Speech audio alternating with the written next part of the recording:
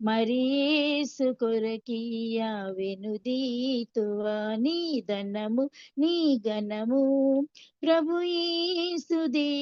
నీ దశమా భాగమునీయ వెనుదీతువా వెనుదీతువా. పాడి పంటలు ప్రభువు నీకీయగా, కూడు గుడ్డలు నీకు దయచేయగా, వేడంగ ప్రభు యేసు నామంబును గడువేల ప్రభుకీయనో క్రైస్తవ. నీ ధనము నీ ఘనము ప్రభు యేసుదే.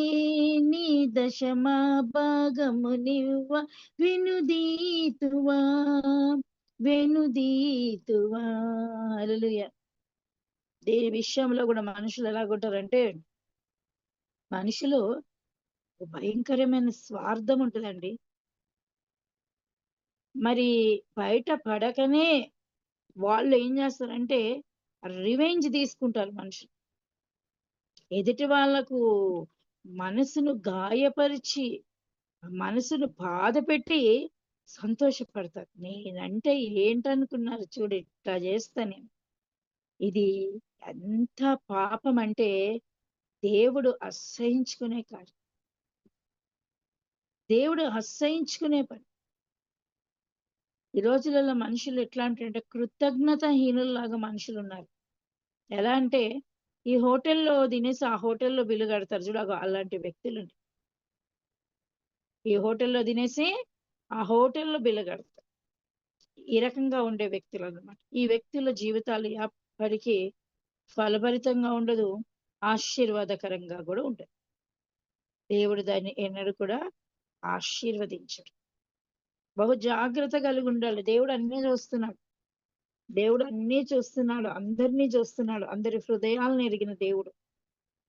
మన హృదయము మంచి హృదయము కలిగి ఉంటే, ఇతరులను గాయపరచకుండా మనము ప్రేమ కలిగిన హృదయము కలిగి బ్రతుకుతే, నీ ప్రార్థనకు దేవుడు జవాబు ఇవ్వడా? నువ్వు కోరిన రేవుకు దేవుడు నిన్ను చేర్చడా? నీ కోరికను తీర్చి నీ మీద దృష్టి ఉంచి నీకు ఆయన ఆలోచన చెప్పడా? నీ ఆశను దేవుడు తీర్చడా? ఆశగొని ప్రాణమును ప్రభు ఏం చేయబోతున్నాడంట? తృప్తిపరచబోతున్నాడు. ఈ రాత్రి పరిశుద్ధాత్మ దేవుడు ఏదైతే నాతో నీతో మాట్లాడుతున్నాడో, నేనైనా నీవైనా వింటే బాగుపడుతుంది. వినడం కాదండి, ఆ ప్రకారం జరిగిస్తే, ఆ ప్రకారం మనం పాటిస్తే, ఆ ప్రకారం మనం లోబడితే దేవుడి కార్యాలు మన బ్రతుకులో మన జీవితంలో ఏమవుతాయంట? జరుగుతాయండి. దేవుడికి స్తోత్రం కలుగు. అది కాక మన ఇష్టానుసారంగా మన తెలివి మన జ్ఞానాన్ని ఉపయోగించుకొని మనం ఏదో చేయాలనుకుంటే మనకు ఏదీ జరగదు, ఏదీ జరగదు. కాబట్టి జాగ్రత్తగా ఈ రాత్రి కాల సమయమందు ఇవి జ్ఞాపకం చేసుకోవాలి. పరిశుద్ధ దేవుడు, నేను పరిశుద్ధ గ్రంథము చదువుతున్నప్పుడు ఈ మాట నాకు పదే పదే దేవుడు మరి చెప్పమని మాట్లాడుతూ ఉన్నాడు. ఈ వాక్యం చదువుతున్నప్పుడు ఇది నువ్వు చెప్పు, ఇది ఇలాగే మనుషులు ఉన్నారు, ఇలాంటి మనుషులను నేను దాటిపోతా గాని కార్యం చేయనని ప్రభు చెప్తున్నాడు. 2వ తిమోతిలో రాసిన పత్రిక 4వ అధ్యాయము 2వ వచనం చదువుతున్నాను చూడండి.